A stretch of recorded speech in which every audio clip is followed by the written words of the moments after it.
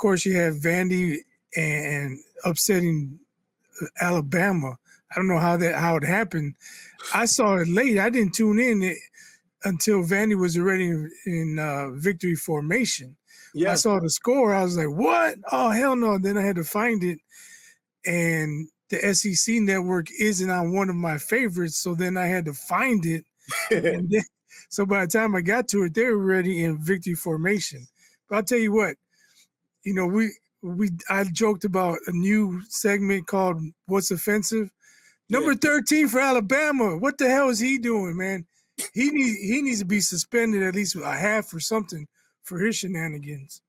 Man, I tell you what, though, when it came down to this Alabama-Vanderbilt game, I don't even think Vanderbilt fans really believed it. After the fact, it's easy to say these things they've been saying. Yeah, we were upset because Nick Saban said in the pregame, no one loses to Vandy. That's what got us going. Get out of here. That did not get you going. You thought you was going to the slaughter. You were just doing it at home this time.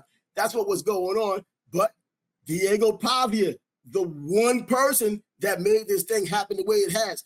If you listen to this show, you already know I've been on that Diego Pavia bandwagon since he was at New Mexico State. He lost a bowl game this past year, but you can still see he's a difference maker.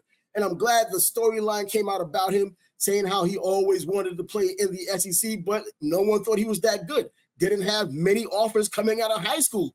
But New Mexico State, after junior college, gave him his chance, and he showed he was up to the task.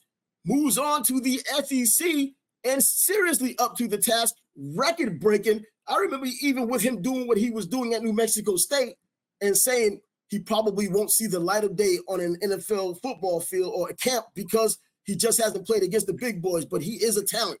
You would like to believe they keep their eye on people even like him and find that out, but I'm glad he got his chance with Vandy. Did it against Virginia Tech in the beginning of the season, the only reason why I took Vandy, but then doing it against Alabama when no one saw it coming. Take the money line. That was your easiest money until it wasn't. So, you know, a popular saying, I think it started with the 70s Steelers. They're not always great, but they're great when they need to be. Maybe Alabama isn't a great team because they needed to be at a certain point in that game, and they did not turn into a great team. You know, I didn't see the game, but everything I'm hearing, Vandy's quarterback played 10 times better than Carson Beck. Well, Jalen Monroe for Alabama, yeah. He played against Jalen Monroe. So no, I'm saying Vandy's quarterback played better than Beck against Alabama. Well, against Alabama, based on what Carson Beck did in the second half, well, you can toss it up because ultimately Diego Pavia got the win. Carson Beck had 2 picks and was missing passes the first half. Yeah, exactly. He fumbled the ball and he got picked. Jalen Monroe, man, and just recently saying how good he is, which I still believe he's good, but I think it takes it down a notch when you lose to Vandy, regardless of the circumstance. They were 0-60 against these top teams. They hadn't beaten Alabama in 40 years or 40 tries. Regardless, Vandy does have the win, and I think Diego Pavia is the reason why. Well, I don't think that's what it was. I mean, Eli Stowers was his receiver that he kept getting the ball to, making all the plays. Alabama had no way to stop him. Incidentally, he came from New Mexico State with Diego after coming from Texas A&M first. I mean, this is what we're seeing now. Oh, you go to these rosters and you see some of these top players, top teams, and you look at now the newest top player for their team is now on his third school or second school, maybe even more for all we know. I mean, you look at Miami, you don't even think about it. You think Washington State with Cam Ward, but then you think about Incarnate Word. What? He came from Incarnate Word, Washington State. Now he's in Miami. Same thing with Diego Pavia. And he came from junior college, New Mexico State, now Vandy. But that's a huge, huge upset. No rhyme, reason, or excuse for how that happened to Alabama. They walked into the door with overwhelmingly more talent. There was just no reason for that to happen. So that's why I'm saying, are they really a great team? Because at some point, you got to flip the switch. We weren't ready. We're coming off the win over Georgia. We ran into a buzzsaw in the first quarter. Second quarter, all right, let's take control. They never got control. You know, they never could corral Pavia, and his crew. There's no way, in my opinion, Vanderbilt should have outscored them like they did. Oh, there's no way. But, man, that's what I'm saying. Man for man, talent-wise, that should have been enough just to come into Nashville and win. Home field advantage shouldn't even matter. I mean, I've seen Vanderbilt teams in the past that did have good defense. Woody Wittenhofer, he was an excellent defensive coordinator for Vandy at that time, back when Jerry DiNardo was coaching, and they had a great defense. In fact, they used to stifle Peyton Manning. They lost 14-7 and even closer in some games against him. And they just happened to have a defense. Everything else just wasn't good, even though they did have this running back, Jermaine Johnson, who was blazing fast. But talent-wise, this time around, it's just so far off the charts what Alabama has. The transfer portal should not even have been a reason for Vandy to be within 22 points, as the odds makers were saying. But we saw they could not stop Vandy at any point. And you know what? Does this go back to DeBoer? Because now they're talking about DeBoer can't keep up Nick Saban's status. He can't live up to the legacy. And, well, does it go back to the CEO I was telling you about, just hiring the people on the other side of the ball to do their job? Kevin Womack, the defensive coordinator for Alabama, that's his job. What the hell's going on with him? So maybe Vanderbilt saw what Georgia did in the second half, and they were able to build on that or do the same thing and exploit Alabama, because as bad as Beck's first half was, it was that good the second half. It was. He just couldn't put it together for 4 quarters. But, if Vanderbilt got that tape and maybe they saw some holes in that Alabama defense, I mean, obviously they saw some holes because they got exploited. But you need the horses to do it, man. You have to have the horses. You have to have the individual players and play well as a team in order to be able to do it. They played well as a team. I still don't think they had the horses, even though Star Wars played as well as he did. They just didn't have the horses, but apparently they had horses that were good enough because they ended up coming out on the winning end, 40-35. Now, in all of this that had happened with Vanderbilt doing what they were doing and how they had done it, Ryan Williams still steps up as the best player on the field. Kid's a monster. This guy, and you look at his yards per reception, this time 27 yards per reception. This dude for the season is getting closer to 30 yards per reception, and they know he's getting the ball. And the body control, I remember they were talking about it during the course of the game, his body control and being able to stop on a dime and being able to accelerate and get to full speed. They're talking about 1.5 seconds, 1.3 seconds. I'm like, what the hell? I mean, they do test for that, and I guess that's what it is now technologically.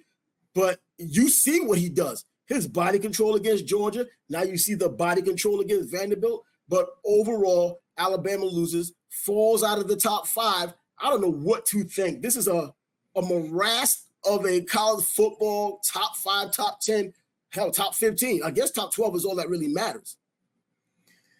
That's true. You just got to be in the top 12 at the end of the season. But this is a really bad loss. Oh, I saw people saying they can't drop below 4. How do you put Georgia ahead of them? They beat Georgia. Bro, get out of here. I'm sorry. I don't care. I don't care. When you lose to an unranked team with the losing record, you got to fall. And how far did they fall?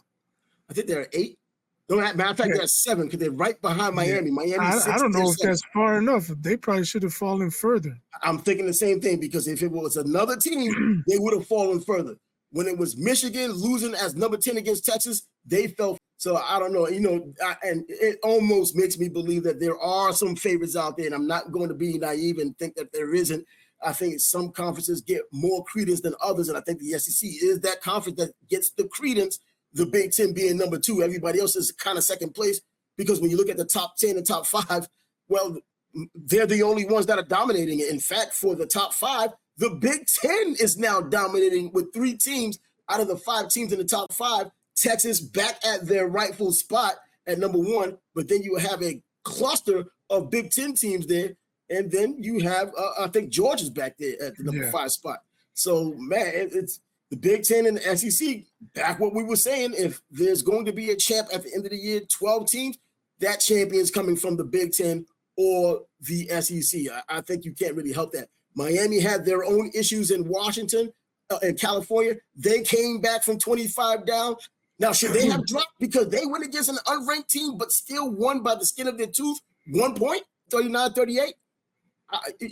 There isn't real fairness there because they should have dropped because they dropped last week against Virginia Tech, who wasn't ranked. So get your story together. Well, what about that targeting that was reversed? Oh, no comment. What do you mean? What are you talking about here? You know what I'm talking about. I want to get your opinion. Do you think it was targeting? God, man. You'll put me on the spot. No, of course not. What made you that? What made you say that? I don't know. I saw the video. It looked targeting to me, but I also saw comments, people saying the other view shows it better. I don't know how it would show anything different when I see the two helmets collide. You see what you see. See, but I think these people now, and they're talking about how the refs are helping Miami. The NCAA wants Miami in the championship game or wants them to go undefeated. Since when did the NCAA or even ACC care about Miami's success? They've been the most vilified program of all time up until Alabama kept winning too much. And so now all of the sudden, everyone wants to help Miami stay undefeated. And it looks like it to a degree, but I don't think that happened. Now, the Virginia Tech game, that wasn't a catch. This is more of an argument because it could have been targeted. Looks like it was targeted, and it did affect the outcome of the game. All right, I can respect that. I just wanted to get your opinion. I didn't see that game either, but I did see that play.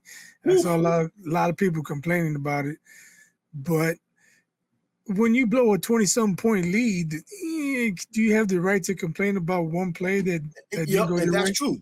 But when you're a top team, how are you behind that far anyway? West Coast, I'm not saying these reasonings and excuses. And I'm a Canes fan. I'll be at the Florida State game later on this month. But man, and you and I went out there last year to Tallahassee to watch these Canes against Florida State. But man, call it what it is. But I'll take it the way it is right now, an undefeated Miami Hurricane team. And people asking me, and I'm telling them, Miami isn't as good as a number 6 team should be, but that's where they are right now. Because now we see Alabama wasn't as good as a number 1 team. And look what happened to them. Georgia wasn't as good as a number 2 team because Alabama beat them. So Texas right now is the only one who has the right. And I think even Ohio State, because they haven't played that marquee team, they don't get the respect they deserve. They are rightfully number 2, but still have a legitimate argument for number 1. I can see that happening for them. Penn State, you're talking about an unsung team. Well, they'll get their chance against USC this coming Saturday on the road because I kind of think they're fraudulent myself. Yeah, but but is USC really a test? I think it is. I really believe it's a test. They just lost to Minnesota. They lost to Minnesota at Minnesota. And now they're coming. And it seems like it matters. It does matter because now you see these Big Ten teams, and especially Penn State, who was an addition to the Big Ten years ago, coming from all the way in Pennsylvania, now going all the way out west to California. There's something to be said about that, even like with Miami coming from Coral Gables to go out to Cal Berkeley, that 3-hour difference, the reason why Coach left on Thursday instead of Friday for that game, getting acclimated to that time as best he could. I'm thinking and especially with Penn State looking pretty average, not average, but good, but not great. It's like something's missing. I keep hearing stories about Drew Allar and the way he plays, and I'm watching and I'm like, okay, the numbers look okay, but I'm just not blown away. I'm thinking about Tony Saka when I see him. Come on now. This is who I'm thinking about watching him throw the ball. But we'll get the chance to see. I'm thinking USC should beat them. But if they did beat USC, then it puts a completely different light moving to the California and beating USC if they do it. I don't know if I agree with that. I mean, USC, aren't they on a 2-game losing streak? Now they are. Yeah, well. I just don't think they're not a team to gauge how good another team is. But you know what? I think when they do beat, or if they do beat Penn State, or if they give them a harder game, I'm not even going to look at the hard game perspective because I'm still going to take into account that East Coast team coming over to the West Coast, having to acclimate and all that comes with the travel, and then winning the game. If they win that game, they deserve to be where they are. I'm just thinking at this moment they just don't, because I believe Miller Moss is a better quarterback. You know what?